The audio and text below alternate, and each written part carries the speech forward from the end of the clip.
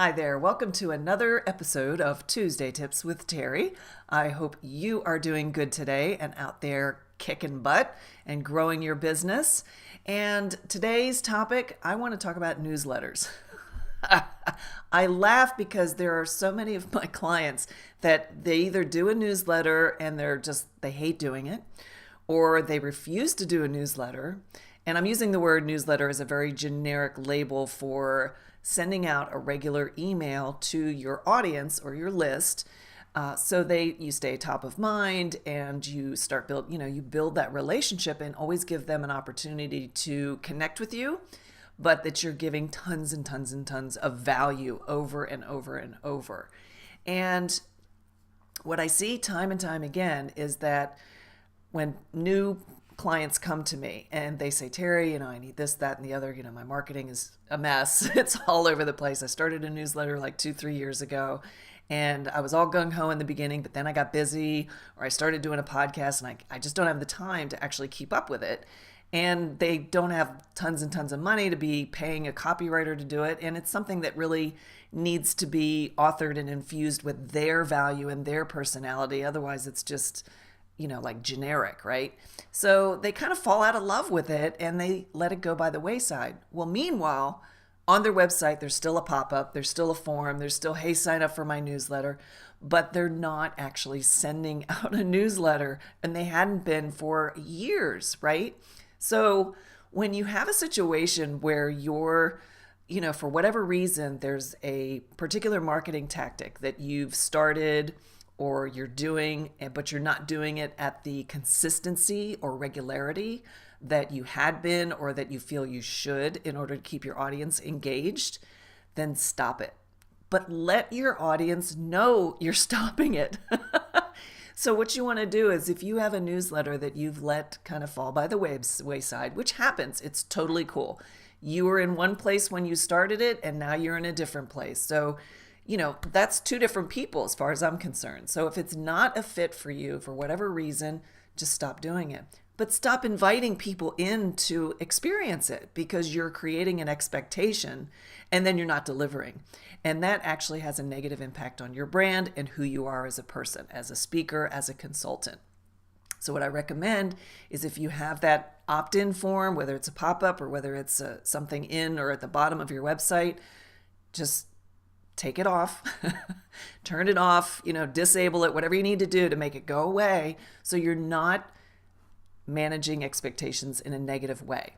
So that's the first thing I would do. The second thing is, if you have been actually sending out a newsletter, regardless of the regularity or irregularity of it from the scheduling standpoint, what I would like for you to do is, if you are going to stop or take a break from your newsletter, is craft 1 or 2 emails where you're touching your list and saying, hey, but put a positive spin on it. Don't make it sound like, oh, I'm so busy, I can't do this newsletter anymore, which basically is interpreted as, I don't care about you anymore and I don't want to give you any more value to the audience, right? So you want to say, hey, I've spent some time looking at my business marketing. I want to take a fresh look at what I'm sharing with you. And I've learned so much, like in the last year or the last whatever. And I'm preparing this whole new, thing that I'm going to be introducing next year, next month. So create a new expectation. So you're setting a new benchmark for your audience. Let them know that you really care about them. Keep them engaged. Ask them, say, listen, I really want to know what you're dealing with today. So invite them to call you, send you an email, fill out a survey, something where you're asking for input from them. You will probably, depending on the level of engagement that you have had or that your list has with you, how they feel about you, you'll either get a good response or you'll get a really small response. So don't read anything into that request for feedback or a response from a newsletter or not a newsletter, but an email that you're sending out to let them know that you're going to be taking a break from it and working on something new. People love new stuff, right? But they don't love it when someone says, hey, come here, because, our email addresses, they're like worth $20, $30, $40 in our mind. And we feel like we're paying someone when, we give up our email address, right? So, what you want to do is you want to be respectful of them opting in to whatever it was that you were sharing with them. Let them know, listen, we're in a relationship here, right? So, this is exactly what I want to be doing now. I still want to take care of you. I still want to be in touch with you. And so, let's stay in touch, but just know that this is what I'm doing. And that's really the best way to take care of your list, to keep it healthy, and to make sure that the people that are on that list still want to do business with you. And that way you can move on, and it's kind of like completing a relationship, right? Or at least a phase of a relationship. And then you can go and move on to creating something new. So that's my only thing. It's more of a rant today than it is a to-do list. But from an actionable standpoint, what I'd love for you to do is actually go into your mail client and look at what you're sending out. Look at how long it's been since you've done a campaign to a particular list. What are some of the response rates that you're getting on these, right? So if they're really low response rates, why is that? Is it because you're not giving value, you're constantly pitching? Or is it because the content it's not relevant to that audience? There's so many different ways that you can see what is and what isn't working, so you can improve on the next email campaign that you do, or whether it's a newsletter or you're sending out links to your podcast or whatever content it is that you have.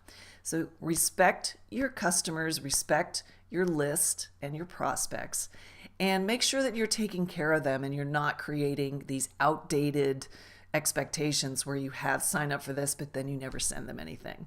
All right. So hopefully that's helpful. Check out your email list, kind of give it a spring cleaning, and see if there's ways that you can actually improve how you're communicating and relating through email, because it is still one of the most powerful ways to build your business. If you like this episode, just share a comment below. Let me know if you have any questions or you want to add on to what I had to share if you've had a similar experience. Or feel free to email me at terry@better3.com and let me know how you're using email and what you're doing to keep your list fresh and to do your newsletters or whatever content you're sending out every month, a regular basis, whether it's monthly, weekly, even daily. All right. So have a great rest of your day. Thanks again for being here. Love you bunches. Take care.